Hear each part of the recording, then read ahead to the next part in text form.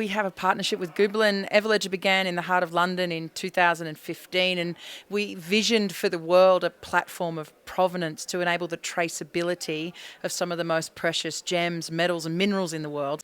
So it is a blockchain technology that we are using. You can actually figure it as something that is like a logbook or a diary book that gets started at the mine. So when the miner is taking a stone out of the ground, he or she starts this logbook by declaring who he or she is, by declaring the location, so a geotag, a timestamp, and then actually make a simple description of the stone that got mined. Then this logbook, when selling the stone, is handed over to the next owner, for example the cutter. And then the cutter is the one that gets an insight into the history of the stone, and the cutter is then the one entity that is entitled to write the next chapter of that stone. And so it goes on. We're super fortunate because every single gemstone in the world is unique. A bit like a snowflake, actually. Every snowflake is unique. And also gemstones are quite porous in so much that they can absorb something. So parts of the work that Goobelin embarked upon with one of the best universities in Switzerland and in the world is ETH, using nano traces so that we can attach those to the inner sort of soul of that gemstone. So that was the ambition, develop technologies that help our industry as a whole to answer the questions that today's critical clients are having.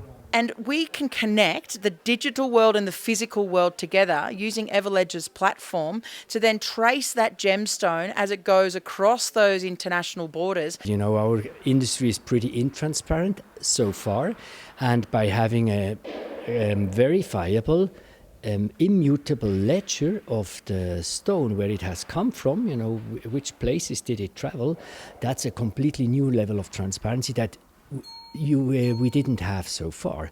And as you can imagine, there are many different people that are involved in the supply chain of being able to transform what is effectively a rock out of the earth into something so precious and so beautiful. And it's these technologies that, when they do combine together, finally give us that harmonized sense of truth, which consumers are always asking the question, where does it come from? And Everledger knows. So it's actually something new. So it's not kind of in competition to existing solutions. The existing solutions that we had so far are GemLab reports, which are somehow limited because they can only do so much, and self-declaration by the one that is selling the stone. But nobody could really verify whether it's authentic and whether it's really true. When we think about these finite resources, cobalt, lithium, when there's an electric vehicle, will be on the road. Let's hope Davos next year we have a full fleet of electric buses and cars, not diesel engines. A mobile phone has a lithium-ion battery in it, a laptop. There is stored energy that is desperately required for us to move to a renewable source. So what happens after the battery in an electric vehicle stops working, you can either disassemble it and reuse it and repurpose a new battery, or maybe sometimes we're able to put these battery banks together, and instead of it being mobile batteries, we can put them into a stationary on the side of a house. And some of these really exciting adventures in circular economy are being really explored. So it was actually for us quite easy, you know, to kind of convince many players in the industry to join this platform.